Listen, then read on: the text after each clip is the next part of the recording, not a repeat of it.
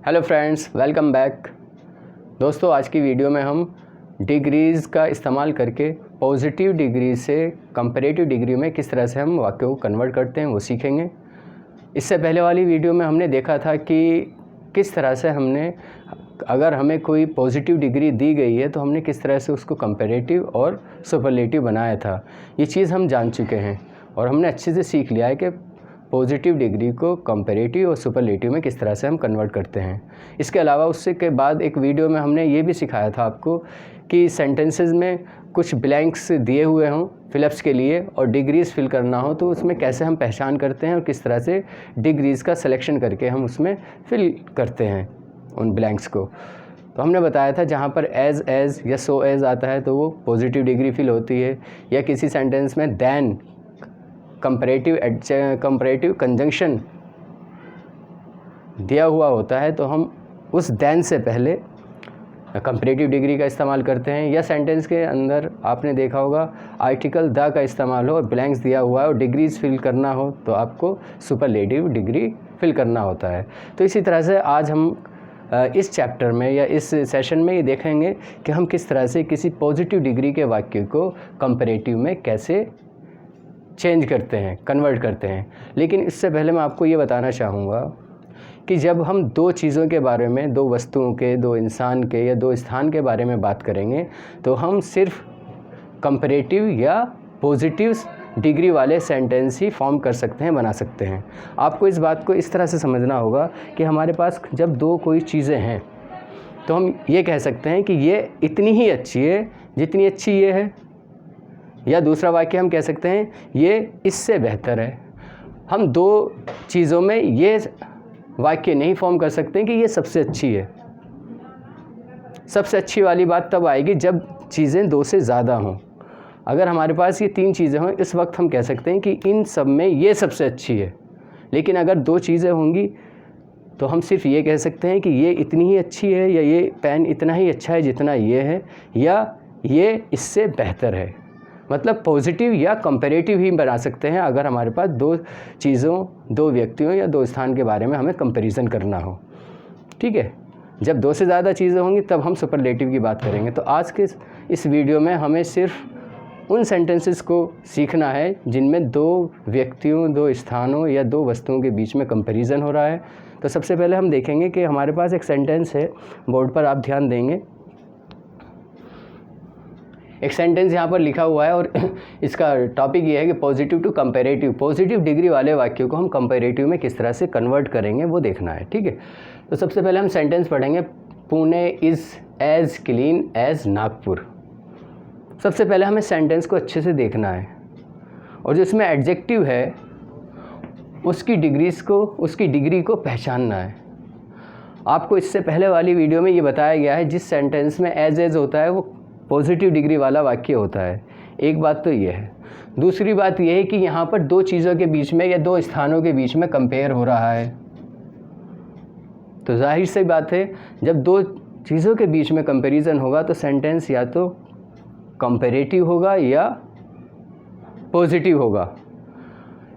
अब हमें अगर डिग्रीज़ की पहचान है, सुपरलेटिव डिग्री की क्या पहचान है, पॉजिटिव की क्या पहचान है और कंपैरेटिव की क्या पहचान है, ये आपने पहले सीख ली है।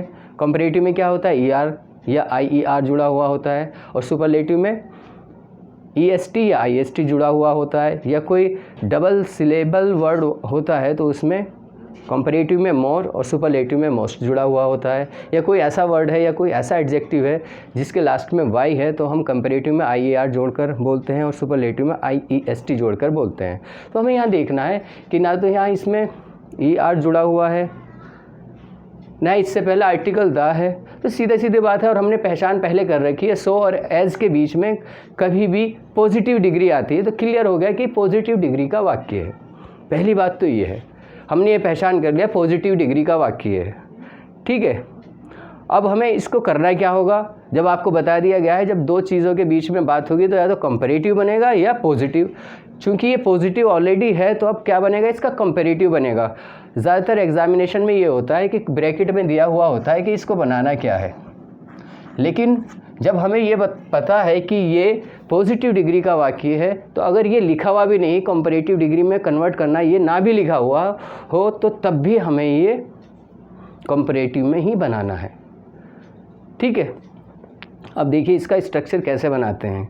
आपको ध्यान देना होगा, जब हमने सबसे पहले सब्जेक्ट और प्रेडिकेट वाला चैप्टर किया था, तो उसमें हमने ये किया था कि किसी भी वाक्य में दो पार्ट होते हैं।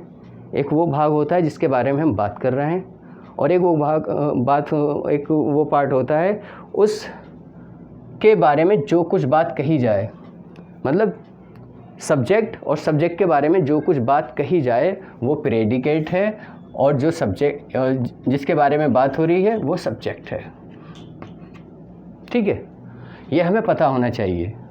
किसी भी वाक्य में दो पार्ट होते हैं, एक सब्जेक्ट और प्रेडिकेट। जिसके बारे में बात हो रही है वाक्य में काम करने वाला सब्जेक्ट होता है, और उसके बारे में जो भी कुछ कहा जाए वो प्रेडिकेट होता है। ठीक है, अब हमें क्या करना है, हम इसको कन्वर्ट कैसे करेंगे। सबसे पहले हमें लिखना है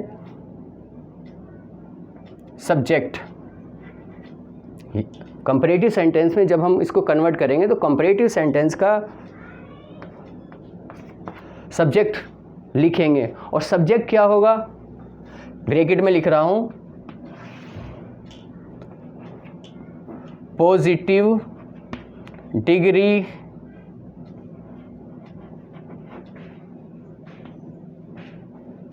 के प्रेडिकेट का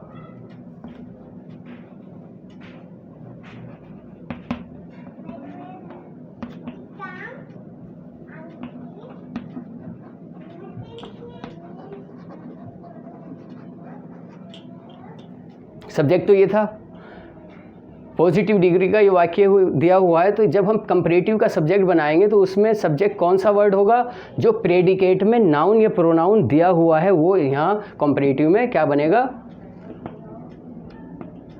सब्जेक्ट बनेगा। उसके बाद अब यहाँ देखेंगे, उसके बाद क्या लिखेंगे हम, सब्जेक्ट, इस सब्जेक्ट के अकॉर्डिंग इज आर एम लिखेंगे। उसके बाद जो हमारे पास ये डिग्री है उसकी कंपैरेटिव डिग्री लिखेंगे।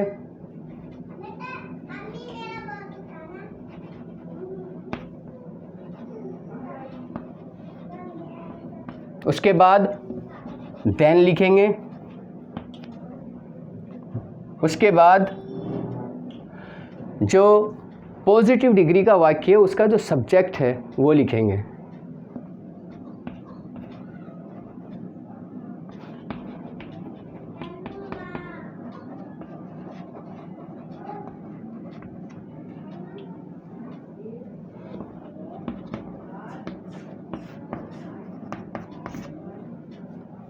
ठीक है, आपने देखा जब हम इसको कंपैरेटिव में कन्वर्ट करेंगे तो सबसे पहले सब्जेक्ट लिखेंगे, और कंपैरेटिव का सब्जेक्ट वो होगा जो पॉजिटिव डिग्री के प्रेडिकेट में नाउन या प्रोनाउन होगा, वो सब्जेक्ट बन जाएगा।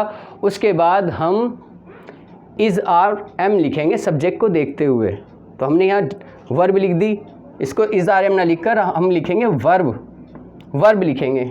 और उसके बाद हमें ये देखना है, अगर हमारा ये पॉजिटिव डिग्री का वाक्य सकारात्मक है, मतलब उसमें नॉट नहीं है, तो यहाँ नॉट लगेगा, verb plus not.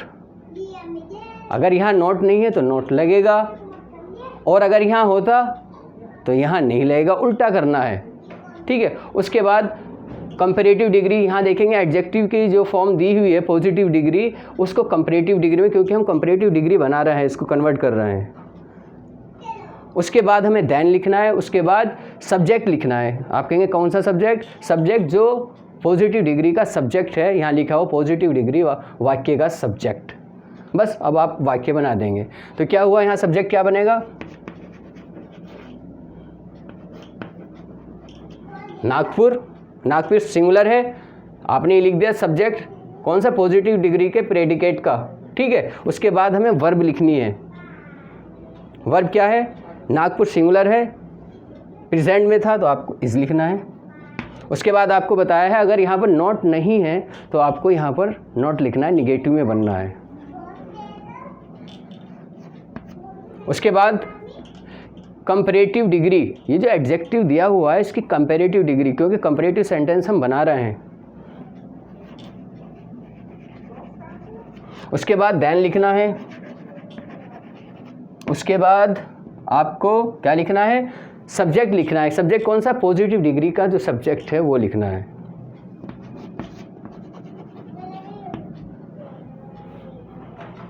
Nagpur is not cleaner then Pune, Nagpur Pune से ज़्यादा साफ सुथरा नहीं है। ट्रांसफॉर्मेशन में पहले भी बताया गया है कि ट्रांसफॉर्मेशन का मतलब यह है कि वाक्य का रूप बदले, उसका अर्थ ना बदले। ट्रांसफॉर्म को हम इस तरह से कहते हैं, ट्रांस का मतलब चेंज, परिवर्तन, फॉर्म का मतलब रूप परिवर्तन, ना कि अर्थ परिवर्तन। अगर हमारा अर्थ परिवर्तन हो गया तो ये समझ लीजिए कि हमारा ट्रांसफॉर्मेशन गलत है।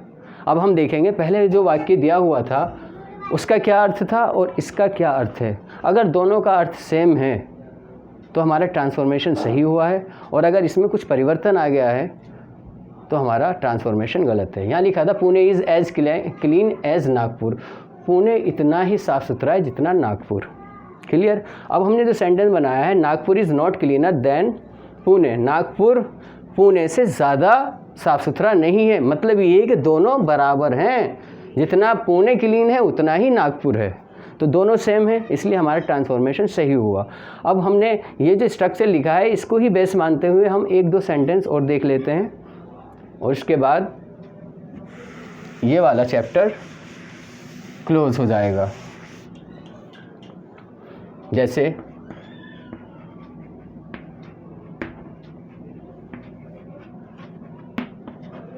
Ram is as rich as Ravi, ठीक है। तो अब आपने इधर ले आए इसको, तो ये बन गया रवि इज़, वर्ब लिख दिया आपने, यहाँ नॉट नहीं था तो आपने यहाँ नॉट लिख दिया, Ravi is not, comparative degree richer, comparative degree के बाद देन लिखा जाएगा, उसके बाद सब्जेक्ट लाना है, जो पॉजिटिव डिग्री में दिया हुआ है सब्जेक्ट वो लिखेंगे राम।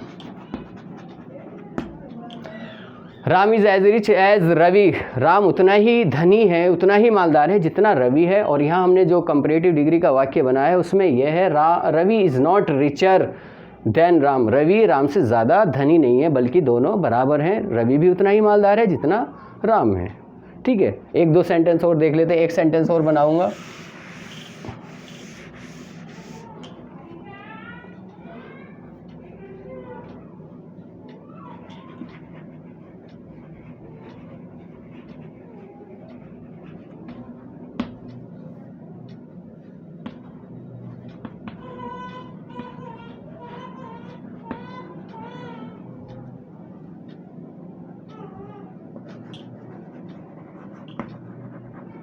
यहाँ पर सेंटेंस है Moradabad is not so big as Kanpur, आपको पहले ही बता दिया गया है, जहाँ पर सो एज़ या एज आता है वो पॉजिटिव डिग्री का वाक्य है। लेकिन मैंने एक नया पॉइंट आपको समझाने के लिए, अभी मैंने इससे पहले बताया था कि वर्ब नॉट लगाते हैं अगर पॉजिटिव डिग्री में नॉट नहीं दिया गया है, लेकिन अगर पॉजिटिव डिग्री में नॉट दिया हुआ होगा तो हम हटा देंगे, बस इतना सा फ़र्क है, स्ट्रक्चर वही रहेगा। आपको लिखना है कानपुर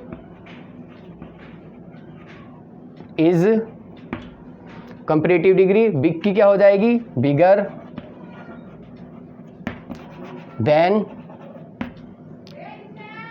पॉजिटिव डिग्री का जो सब्जेक्ट है वो आ जाएगा,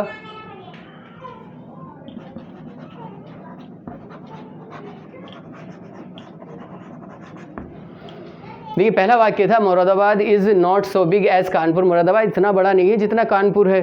दूसरा हमने जो वाक्य बनाया कंपैरेटिव डिग्री का, देखिए यहाँ पर नॉट था तो यहाँ कंपैरेटिव डिग्री में नॉट नहीं आएगा, अगर यहाँ नहीं होता तो यहाँ आता, जैसा कि स्ट्रक्चर में आपको समझा दिया गया है। हमने सेंटेंस बनाया Kanpur is bigger than Moradabad, Kanpur Moradabad से बड़ा है।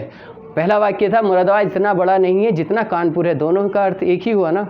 बस यही होता है ट्रांसफॉर्मेशन में कि हम शब्दों के रूप को परिवर्तित करते हैं और उनके अर्थ में परिवर्तन नहीं होता है। तो हमने यहाँ देखा कि हमने 2-3 सेंटेंस बनाकर देखें कि जो पॉजिटिव डिग्री का अर्थ आ रहा था वही कंपैरेटिव डिग्री का अर्थ है, तो इससे ये सिद्ध हो गया कि हमारा ट्रांसफॉर्मेशन एकदम सही हुआ है। अब भी कोई अगर आपको कोई प्रॉब्लम है तो कमेंट सेक्शन में आकर हमने मालूम कर सकते हैं, आपके क्वेश्चन का, आपके क्वेरीज़ का इंस्टेंट सॉल्यूशन होगा। आज के लिए इतना ही, थैंक यू।